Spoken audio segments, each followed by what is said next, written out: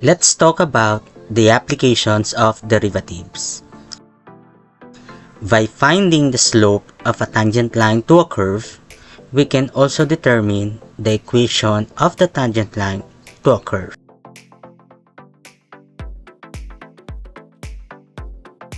Suppose we have this function. If there is a line tangent to this function at a certain point,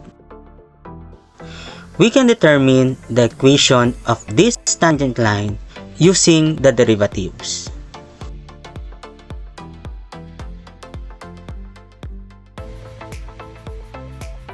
Example number 2. Find the equation of the tangent line to a curve y is equal to x cubed plus 3x squared minus 4x minus 5 at point 1, negative 5. The first step is finding the derivative of the function.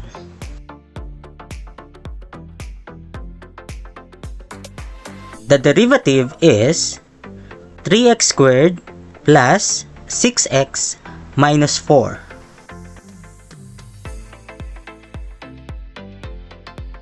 The second step is finding the slope.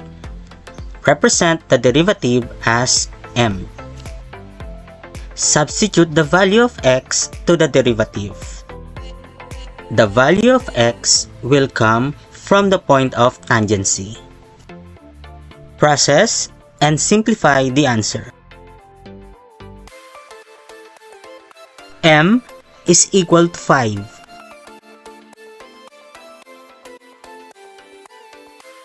The third step is to use the point slope formula to get the equation of the tangent line. The point slope formula is y minus y sub 1 is equal to m times the quantity of x minus x sub 1. The values of x sub 1 and y sub 1 will come from the point of tangency, and the value of m is the slope. Substitute the values, then simplify the equation.